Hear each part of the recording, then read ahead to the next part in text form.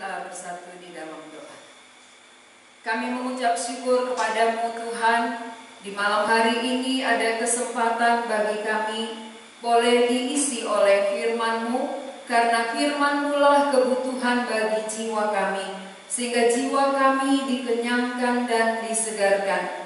Kami mempersiapkan hati kami, segenap hidup kami, supaya Tuhan yang berkuasa, Tuhan yang memimpin acara pemberitaan firman-Mu, supaya setiap hati yang mau diisi boleh dikenyangkan. Demikian juga setiap telinga yang mendengarkannya dapat mengerti, agar iman kami bertumbuh dan kasih kami kepada Tuhan semakin dalam. Kami berdoa untuk semua alat yang kami pakai, Tuhan memberkatinya, dan hamba-Mu yang menyampaikannya juga, Tuhan memakai, Tuhan memberkati dan menolong, supaya perkataan yang keluar dari mulut hamba-Mu berasal dari Tuhan. Terima kasih Tuhan, kami serahkan acara ini, biarlah Tuhan yang bekerja dari awal sampai akhirnya, agar kemuliaan hanya bagi nama-Mu saja. Dalam nama Tuhan Yesus kami berdoa. Amin. Selamat malam saudara-saudara yang dikasihi Tuhan. Mari kita membaca firman Tuhan yang tertulis di dalam Filipi pasal 1. Filipi pasal pertama ayat 1 dan 2. Filipi pasal 1 ayat 1 dan 2. Saya akan baca, saudara-saudara memperhatikan. Dari Paulus dan Timotius, hamba-hamba Kristus Yesus, kepada semua orang kudus dalam Kristus Yesus di Filipi, dengan para penilik jemaat dan diaken. Kasih karunia dan damai sejahtera dari Allah Bapa kita dan dari Tuhan Yesus Kristus menyertai kamu. Sampai di sini pembacaan firman Tuhan. Saudara-saudara, ini kitab Filipi ini ditulis oleh Rasul Paulus. Kita harus mengerti siapa Rasul Paulus. Rasul Paulus ini adalah berlatar belakang kental di dalam hukum Taurat. Dia sangat ketat di dalam hukum Tauratnya. Dan demi hukum Taurat, dia mau membunuh pengikut-pengikut Yesus Kristus. Jadi di dalam suratnya ini kita melihat bahwa sesudah dia percaya kepada Tuhan Yesus, sesudah dijumpai oleh Tuhan Yesus, latar belakangnya itu sangat mempengaruhi kehidupannya. Maka di dalam salamnya aja sangat dalam. Kita tahu bahwa setiap kali Paulus menuliskan surat kepada jemaat-jemaat yang dia layani, ada kata salam. Berarti jelas siapa menulis surat dan kepada siapa ditujukan. Itu yang sering ditulis oleh Paulus. Jadi di sini penulisnya jelas siapa? Dari Paulus dan Timotius. Berarti yang menuliskan surat ini adalah Paulus dengan Timotius, anaknya secara rohani. Lalu siapakah Paulus dan Timotius ini? Dia menyebut dirinya sebagai hamba-hamba Kristus Yesus. Dari Paulus, Timotius, hamba-hamba Kristus Yesus. Kenapa Paulus katakan dia sebagai hamba-hamba? Hamba itu, kalau menurut perjanjian lama, itu sama dengan budak. Hamba sama dengan budak-budak. Berarti dalam perjanjian lama dulu, budak itu adalah sudah menjadi milik tuannya. Budak ini adalah menjadi hak tuannya, terikat dengan tuannya seumur hidupnya. Itu latar belakang budak. Jadi pada zaman perjanjian lama dulu, budak ini dibeli oleh tuannya, dibayar, lalu dibuat tanda. Maka tanda budak pada zaman dulu itu kupingnya ditindik. Jadi kalau kupingnya sudah ditindik, ini menandakan dia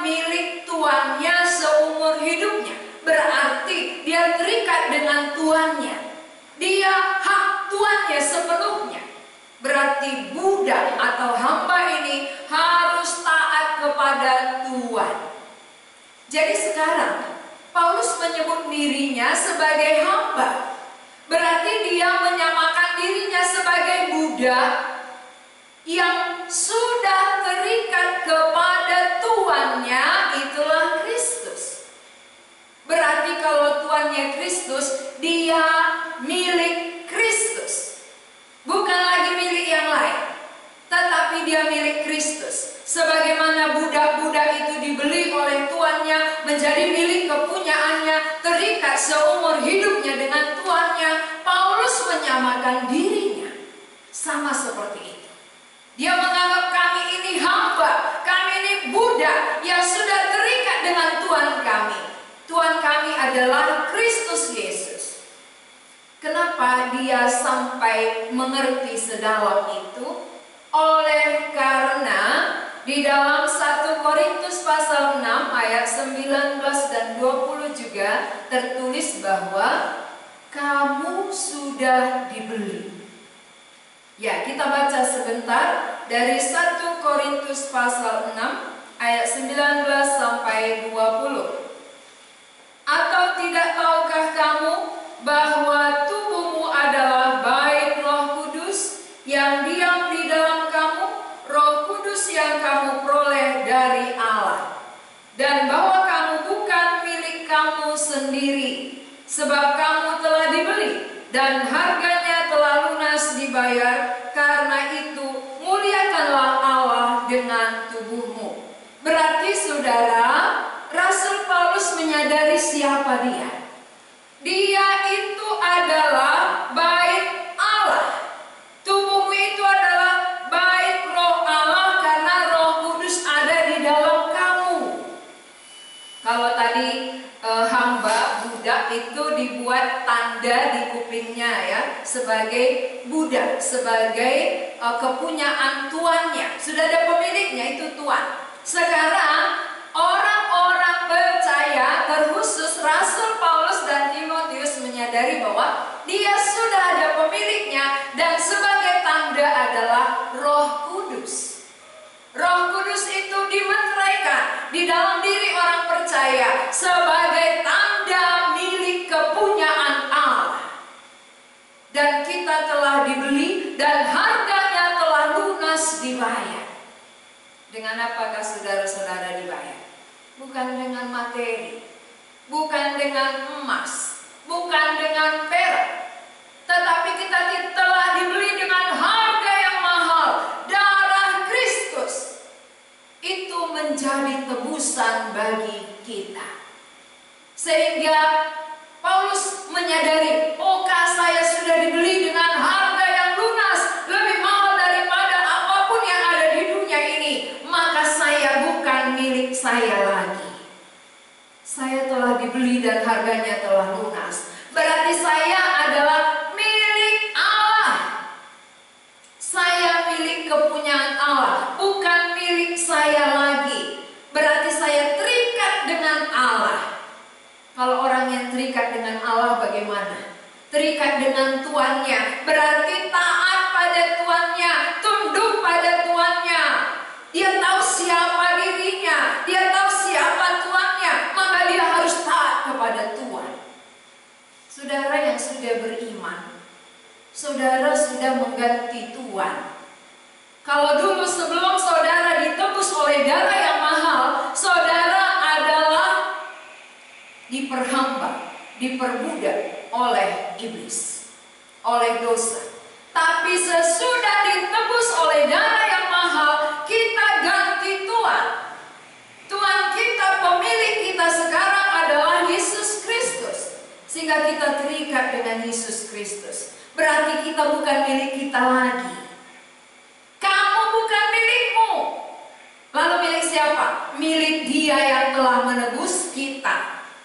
Kalau milik Dia, untuk apa kita ditebusnya? Dalam ayat 20 dikatakan, muliakanlah Allah dengan tubuhmu, saudara. Muliakan Allah dengan tubuhmu yang sudah ditebus oleh darah yang mahal.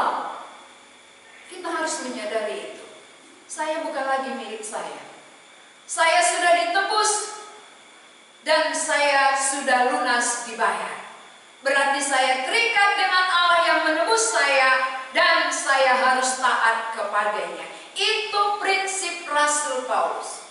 Sehingga dia sadar bahwa dia adalah hamba, dia adalah budak yang harus tunduk taat kepada tuannya.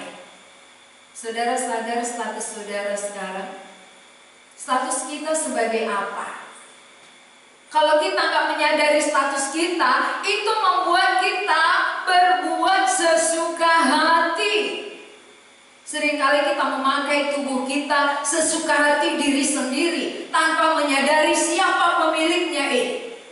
Kalau kita tahu pemiliknya adalah Tuhan, berarti nggak bisa kita menggunakan tubuh kita sembarangan. Harus sesuai dengan kehendak pemiliknya. Kehendak pemiliknya apa? Muliakan dia.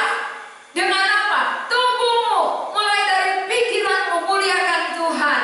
Mulutmu muliakan Tuhan. Tindakan kita memuliakan Tuhan. Rancangan-rancangan kita memuliakan Tuhan. Dari semua tindakan yang dilakukan oleh tubuh kita mulai dari kepala sampai kaki untuk kemuliaan Tuhan. Karena bukan milik kita. Siapa yang berlaku sesuka hatinya, berarti dia merasa bahwa dirinya itu miliknya sendiri. Dia merasa dia kepunyaannya, hakku, sukaku. Padahal kita sudah ditebus. Kamu sudah ditebus, harganya telah lunas dibayar. Karena itu muliakanlah Allah dengan tubuhmu. Mari kita lihat sejak kita percaya. Apakah sudah kita mempermuliakan Tuhan lewat seluruh tubuh kita ini? Kalau memang kita percaya aku bukan milikku lagi, aku milik kepunyaan Allah, karena Allah sudah menebus aku dengan harga yang sangat mahal. Kalau budak-budak dalam perjanjian lama nggak berani berbuat sesuka hatinya, harus apa yang dikatakan tuannya dia taati, itu masih manusia. Tuhan kita adalah Tuhan. Kenapa kita berani menolak? Kenapa kita berani menentang Tuhan? Padahal budak itu tidak berani, ya. Dia tidak bisa menolak apa yang disuruh tuannya. Lalu Tuhan kita adalah Tuhan sendiri. Apakah kita sudah taat sepenuhnya kepada Dia? Kalau memang Dia Tuhan kita yakin Dia Tuhan kita, hambanya, berarti kita taat kepada Tuhan kita, hormat kepada Tuhan kita, mempermuliakan Dia melalui seluruh tubuh kita. Itulah harapan Tuhan menebus kita. Gak sama dengan orang yang belum ditebus. Kalau orang yang belum ditebus hidupnya suka-sukanya, karena dia masih dikuasai oleh musuh, dikuasai oleh kegelapan. Tapi yang sudah ditebus, tunduk kepada Allah yang menebus itu. Itu artinya sadar, menyadari siapa aku dan untuk apa aku ditebus dengan darah yang begitu mahal. Ya. Yang kedua, poin kedua saudara, kepada siapa ditujukan surat ini? Jelas. Dari Paulus dan Timotius kepada, di situ kepada semua orang kudus. Adakah orang kudus di dunia? Tak ada. Roma pasal 3 ayat 10 mengatakan tak ada seorang pun yang benar. Berarti kenapa Paulus menuliskan kepada orang kudus di Filipi? Lihat kalimat selanjutnya. Kudus dalam Kristus Yesus. Berarti manusia yang berdosa, yang tidak ada yang benar, ketika dia di dalam Kristus, karena Kristus kudus, maka dia ikut kudus. Sebelum saudara di dalam Yesus, walaupun mungkin saudara orang yang baik-baik, orang yang rajin beribadah, orang yang tahu banyak firman Tuhan, saudara adalah orang berdosa. Saudara belum kudus. Kenapa? Tak ada seorang pun yang benar di hadapan Allah. Semua manusia sudah berdosa. Berarti kalau semua manusia berdosa, orang berdosa, apapun perbuatannya, apapun yang dilakukannya, tetap dosa di hadapan Allah. Lalu bagaimana orang berdosa menjadi kudus? Maka Kristus yang kudus datang. Siapa yang ada di dalam Kristus yang kudus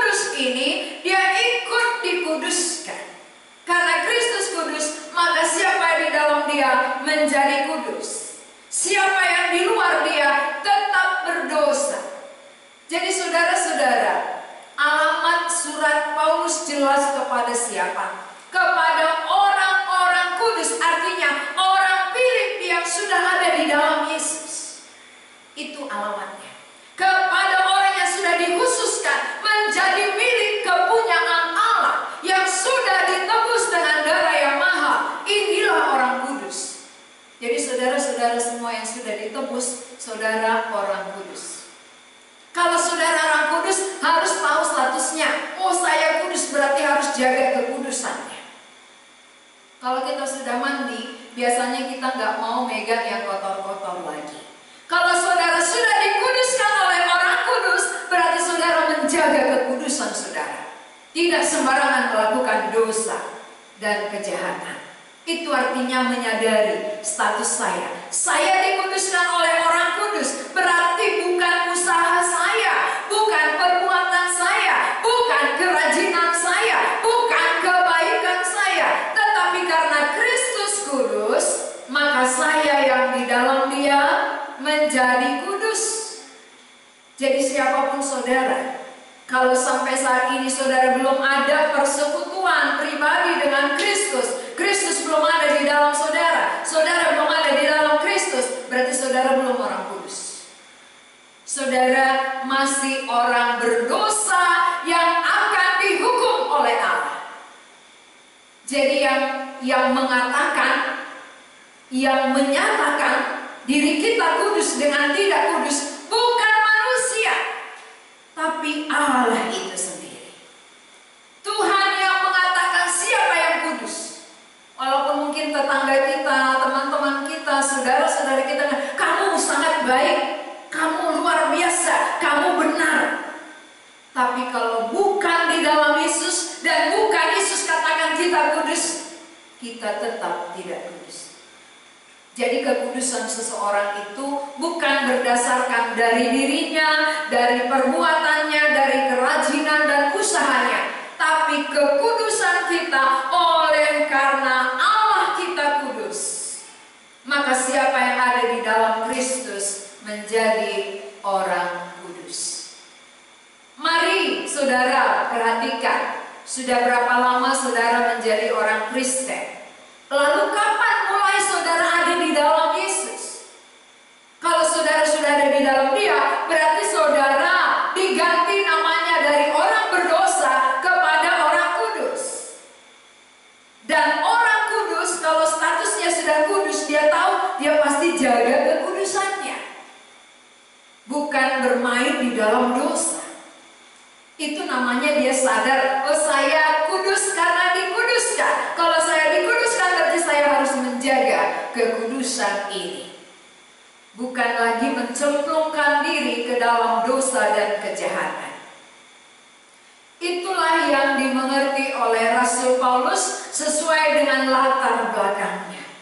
Latar belakang Paulus ini adalah orang yang tahu banyak hukum Taurat dan kental melakukan hukum Taurat, pembela hukum Taurat, sehingga dia mengerti betapa dalamnya orang yang diperbudak, betapa dalamnya orang yang diperhamba itu harus taat kepada tuannya.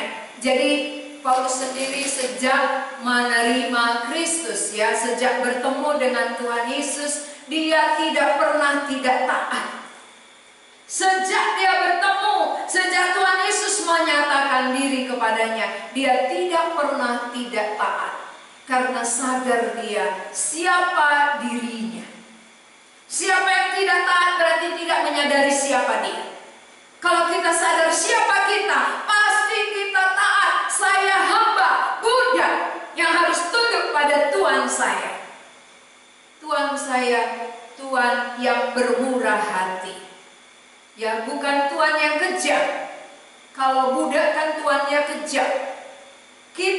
Tuhan kita adalah Tuhan yang bermurah hati. Harusnya kalau Tuhan yang bermurah hati, kita harus lebih taat kepadanya, lebih menghormatinya.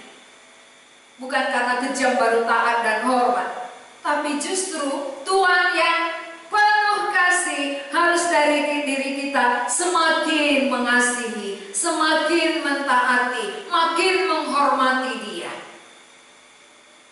Saudara-saudara yang dikasihi Tuhan, itu poin yang kedua. Lalu kita melihat ayat 2, ini poin ketiga. Kasih karunia dan damai sejahtera dari Allah Bapa kita dan dari Tuhan Yesus Kristus menyertai kamu. Ini penutup dari salamnya. Kasih karunia. Mengapa kasih karunia dalam bagi Paulus? Oleh karena dia berlatar belakang hukum Taurat. Dia taat kepada hukum Taurat, sehingga hukum Taurat yang dia taati tidak pernah membenarkan dia, tidak pernah membebaskan dia dari dosanya.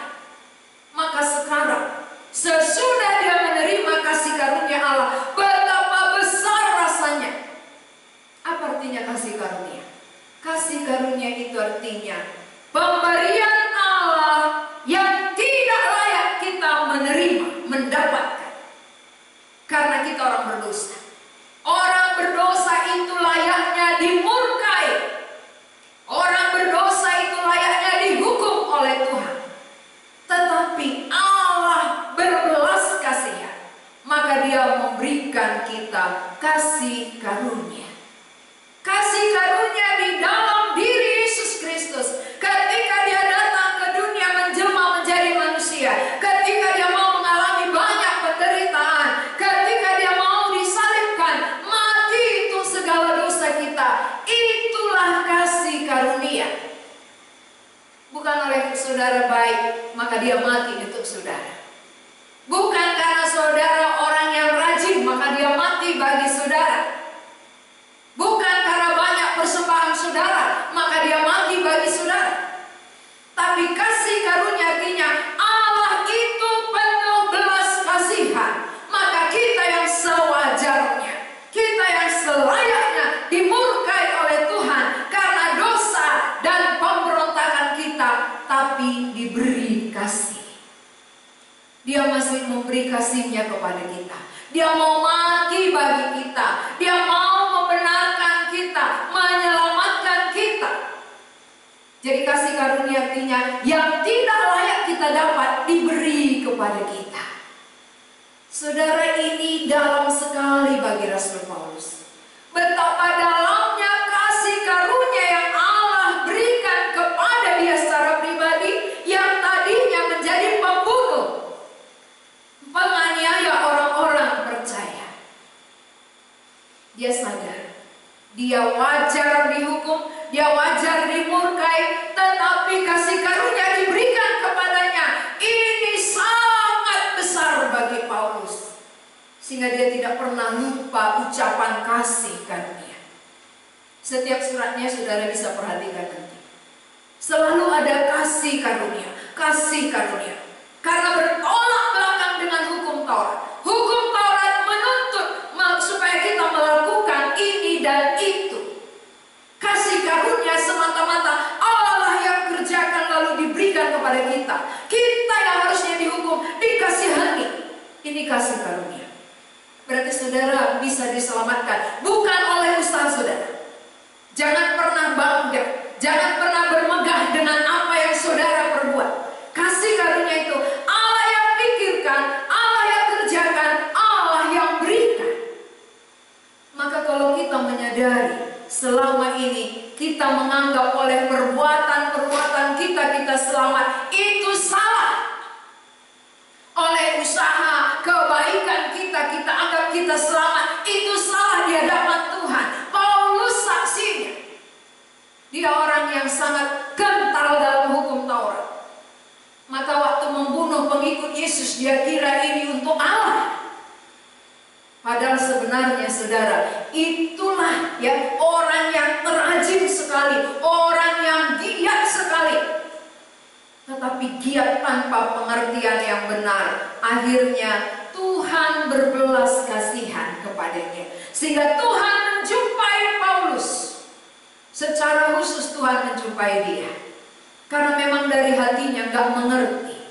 Dia gak tahu apa yang dia perbuat. Dia kira dengan melakukan hukum Taurat dia selamat. Dia giat melakukannya, dia selamat. Ternyata saudara yang melihat, yang mendengar saat ini masih memperjuangkan hukum Taurat, masih berjuang selamat dengan usaha, dengan perbuatan baik, dengan apa yang saudara kerjakan. Ingat, Paulus contoh nyata. Dia jauh melebihi siapapun dari rajinnya, dari taatnya kepada hukum Taurat, tapi tidak bisa membenarkan dia. Maka begitu Tuhan Yesus menjumpai dia, dia bersuka cita luar biasa.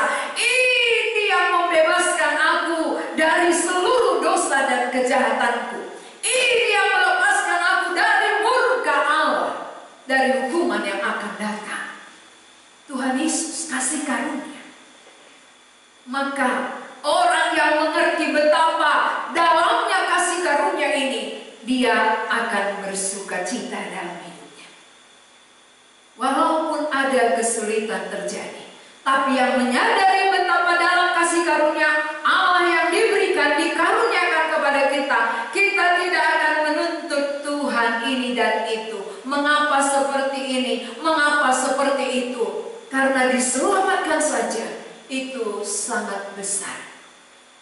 Pindah dari maut ke dalam hidup, itu satu ucapan syukur yang sangat dalam bagi Paulus. Maka dialah satu-satunya yang berkata, celakalah aku kalau aku tidak mengabarkan Injil. Mengapa Paulus bilang demikian? Celakalah aku. Kenapa? Karena Injil inilah kasih karunia itu. Inilah yang menyelamatkan, membebaskan saudara dari maut, melepaskan dari dosa yang selama ini memperhamba, memperbudak kehidupan seluruh manusia yang belum memiliki Yesus. Maka Paulus yang mengerti ini, dia tidak pernah diam, tapi sampai matinya dia taat kepada Tuhannya yang sudah menebus dia dengan darahnya yang mahal itu. Ini menjadi teladan bagi kita, saudara. Kita harus menyadari siapa kita, apa latar belakang kita. Apakah kita latar belakangnya orang yang baik-baik? Apakah kita orang yang rajin? Tapi semua itu tidak bisa melepaskan kita dari maut, tidak bisa melepaskan kita dari dosa. Ya, contohnya saya sendiri, saya sangat rajin beribadah. Saya sangat rajin melakukan semua kegiatan-kegiatan organisasi gereja. Tapi dosa yang menguasai tidak bisa lepas. Ini pengalaman saya. Itu terbukti bahwa walaupun saya tahu hukum Taurat, tapi saya tidak mampu. Walaupun saya tahu banyak firman, saya tidak bisa melakukan kalau saya belum mendapatkan kasih karunia dari Allah. Maka kebutuhan manusia secara umum adalah menerima kasih karunia Allah yang sudah dilimpahkan di dalam diri Yesus Kristus. Bukan usaha kita. Siapa yang masih menganggap ada usahanya, ada andilnya, ada perbuatannya, itu yang tidak berkenan di hadapan Allah. Tapi siapa yang menyadari, oh saya seharusnya dimurkai oleh Allah, saya seharusnya dihukum oleh Allah, itulah yang layak saya terima. Tapi hanya oleh belas kasihan Tuhanlah saya diselamatkan. Sama seperti Rasul Paulus ini. Dan Rasul Paulus sudah menyadari akan hal itu. Sehingga dengan sadarnya dia betapa dalamnya kasih karunia yang dia terima, maka yang kedua mengikuti adalah damai sejahtera. Orang yang menerima perdamaian di dalam diri Yesus Kristus, maka dia damai dengan Allah, dia damai dengan sesama, dia damai dengan dirinya sendiri. Sering saudara dengan diri sendiri pun bermusuhan, dengan diri sendiri pun gak mengerti, maka sering mempersalahkan diri, sering memberontak kepada diri. Itu artinya apa? Karena masih bermusuhan dengan Allah. Maka orang yang bermusuhan dengan Allah, dimanapun rasanya tidak damai. Bayangkan, sudah dapat apa yang saudara cita-citakan, apa yang saudara kejar, tapi saudara belum merasa damai. Di mana rahasianya? Kenapa seperti itu? Oleh karena damai itu bukan di tengah-tengah dunia ini, tapi damai itu ada di dalam Yesus Kristus. Siapa yang menerima pribadi Allah, pribadi Yesus yang sudah mati untuk dosa kita, dialah yang berdamai dengan Allah. Lewat pengorbanannya di kayu salib, lewat kematiannya, kita diperdamaikan dengan Allah. Lalu orang yang sudah berdamai dengan Allah, gampang berdamai dengan sesama manusia. Maka siapa yang sudah ada dalam Yesus, gampang dia mengampuni orang. Yang tadinya dendam berkarat, yang tadinya kebencian luar biasa, tapi begitu dia menerima kasih karunia, dia mau memeluk orang yang dia benci. Siapa yang mengubah itu? Itulah Kristus. Kekuatan di dalam diri seseorang bisa mengubahkan dia pribadi Yesus.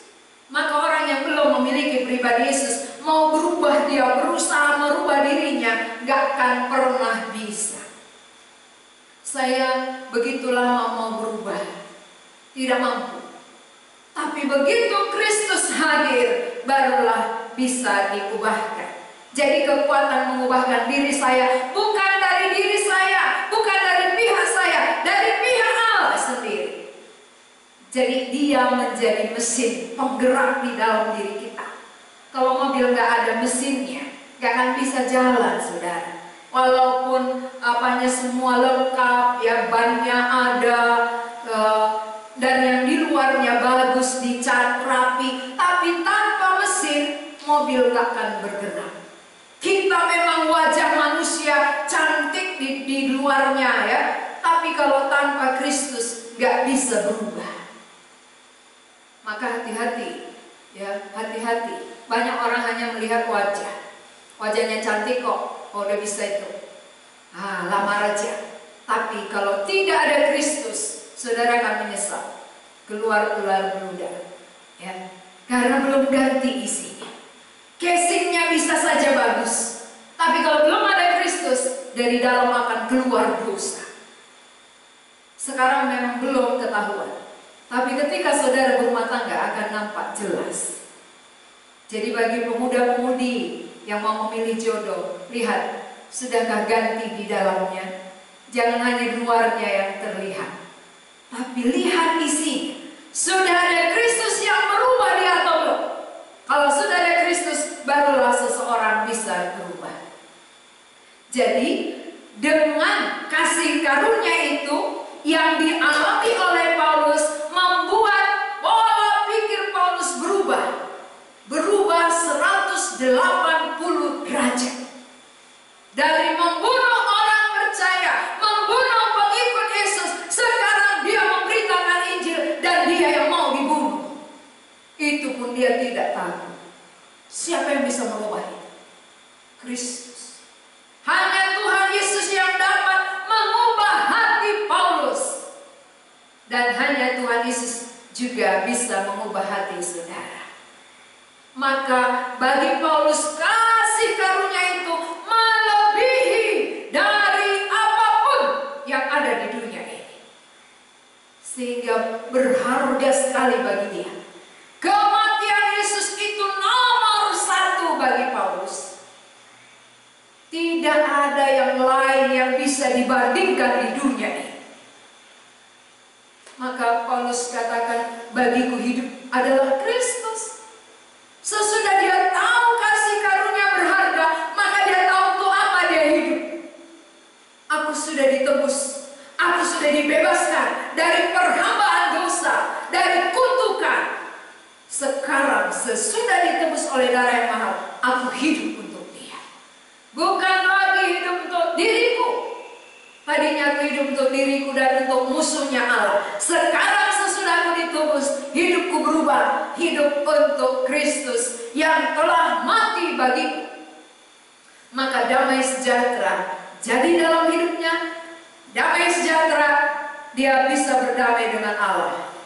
Itu kunci utama membuat kita bisa berdamai dengan semua orang dan berdamai dengan diri sendiri, sehingga kita tidak selalu mempersalahkan diri kita, tapi kita bisa menerima keadaan dengan tentram. Maka kalau orang yang sudah berdamai dengan Allah, dia bisa bersuka cita dalam segala keadaan. Bersuka cita dalam segala hal, itulah yang dialami Paulus, saudara. Jadi ini bukti nyata. Ini bukan sekedar teori, tapi pengalaman Paulus. Maka apa yang dia alami, dia bagikan kepada kita malam hari ini, supaya kita juga mengerti apa kebutuhan kita yang paling pokok. Kebutuhan manusia secara mutlak adalah berdamai dengan Allah. Dan perdamaian itu Allah yang kerjakan melalui kasih karunia-Nya. Dia mati untuk dosa kita. Itulah kasih karunia. Tidak ada andil manusia, tidak ada jasa kita. Semata-mata oleh kasih karunia. Artinya aku tidak layak sebenarnya mendapatkannya, tapi diberikan kepadaku. Aku orang yang layak dimurkai, tapi dibenarkan. Aku orang yang layak dihukum, tapi diselamatkan. Ini kasih karunia. Maka kasih karunia yang demikian begitu berharganya bagi Paulus, sehingga apapun yang dialami di tengah-tengah dunia ini kecil bagi dia bandingkan kasih karunia ini. Saudara-saudara, kita mengalami situasi saat sekarang ini kecil kan bagi kita dibanding kasih karunia yang sudah kita dapat? Atau kita lupa? Kita lupa apa yang sudah kita terima jauh lebih besar dari apapun yang ada. Ada kenyamanan, ketenteraman, ada kemuliaan dunia. Itu tidak berarti tanpa kasih karunia. Kasih karunia jauh lebih berharga dari apapun. Karena semua yang ada di dunia ini hanya sementara. Tapi kasih karunia itu, itulah yang kekal selama-lamanya. Itu yang Tuhan harapkan. Dan itu keinginan Paulus jadi dalam hidup kita. Maka kepada jemaat Filipi pun itu yang dia tuliskan. Dari Paulus dan Timotius, hamba-hamba Kristus Yesus. Kami adalah budaknya Kristus, taat kepada Tuhan kami. Saudara sadar, saudara hambanya Tuhan, saudara budaknya Tuhan, berarti taat kepada Tuhan. Bukan memberontak, bukan melawan, tetapi taat kepada Tuhan kita yang sudah menebus kita dengan darahnya yang mahal, yang tidak bisa dibayar dengan apa. Jadi tidak ada jasa kita. Bagian kita hanya taat. Tuhan gak bisa aku membalaskan apa yang telah Kau berikan kepadaku selain hanya taat kepadamu. Itu bagian kita, saudara. Yang kedua, saudara dikuduskan bukan karena usaha kebaikan perbuatan saudara, tapi kalau saudara menerima yang kudus dari sorga, itulah Yesus Kristus. Maka siapa yang ada di dalam Yesus, dia menjadi kudus di dalam pandangan Tuhan. Tapi siapa yang tidak menerima Yesus, dia tetap berdosa dalam pandangan Allah. Yang menilai kita kudus dan tidaknya adalah Allah, bukan manusia. Kalau manusia menilai saudara baik, benar, tidak akan layak ke surga. Kalau Tuhan katakan saudara tidak kudus, maka yang menjamin kita ke surga adalah Allah. Bagaimana jaminannya? Di dalam Kristus. Siapa yang ada di dalam Kristus, dia menjadi kudus. Jadi orang yang sudah menerima Yesus, dia disebut orang-orang kudus. Kamu harus menjaga kekudusanmu, karena itu adalah kasih karunia. Itu bukan usaha. Berarti kalau aku sudah dikuduskan oleh kasih karunia Allah, aku harus menjaganya, menghargai, menghormati apa yang Tuhan sudah berikan kepadaku. Dan yang ketiga, kasih karunia itu jauh lebih berharga karena Paulus berasal dari hukum Taurat yang sangat ketat. Ini sangat menekan dia. Walaupun dia giat di dalamnya, tapi dia merasa berat sekali. Sesudah Tuhan Yesus menjumpai dia lega, dia damai, berdamai dengan Allah, berdamai dengan sesama, berdamai dengan diri sendiri, sehingga dia bersuka cita dalam segala hal. Itu jugalah harapan Tuhan terhadap saudara-saudara. Kalau saudara mengerti kasih karunia itu mahal sekali, saudara akan taat kepada Tuhan saudara. Tuhan kita adalah Yesus Kristus, karena Dia yang telah membeli kita dan telah lunas dibayar dengan darahnya sendiri, yang tak ternilai harganya dan tak bisa kita bayar dengan apapun. Jadi bagian kita hanya taat.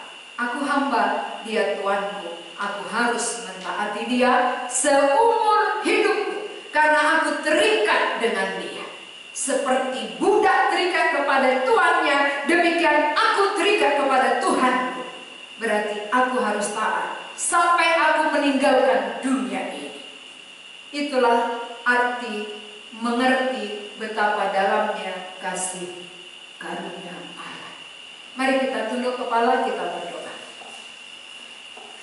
Tuhan, segala puji dan hormat kami naikkan kepadamu, karena Engkaulah Allah yang sudah menjumpai Rasul Paulus, sehingga dia menyadari bahwa dia adalah budak, hamba yang harus taat kepada tuannya, yang telah menebus dia dengan darah yang mahal.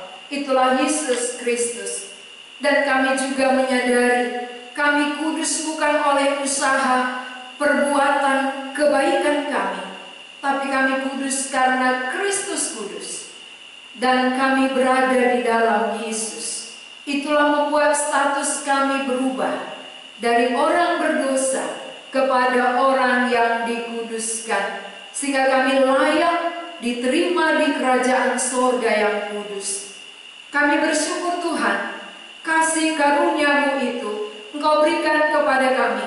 Kami tidak layak sebenarnya mendapatkannya, karena kami orang pemberontak, orang berdosa yang melakukan kejahatan. Tetapi Engkau berbelas kasihan kepada kami, sehingga kami yang harusnya dimurkai, dibenarkan oleh Tuhan, yang harusnya dihukum, diselamatkan oleh Tuhan. Terima kasih untuk kasih karunia yang begitu besar yang telah kami alami di dalam hidup kami, supaya kami mengerti, menghargainya dengan taat kepada Tuhan sebagai Tuhan kami. Dan kami bersyukur untuk damai sejahtera yang telah Engkau berikan bagi kami, sehingga kami sudah berdamai dengan Allah, berdamai dengan sesama kami, dan berdamai dengan diri kami sendiri. Kami bersyukur untuk hal itu, sehingga kami bersuka cita di tengah-tengah semua situasi dan keadaan yang ada, seperti yang sudah dialami oleh Rasul Paulus. Ketika dia di dalam penjara pun dia bersuka cita, mengingat kasih karunia itu lebih dalam daripada apapun yang ada di dunia ini. Buatlah hati kami mengerti dengan pertolongan Roh-Mu yang kudus. Terima kasih Tuhan, kami memuji dan memuliakan Engkau Allah kami. Di dalam nama Tuhan Yesus kami berdoa.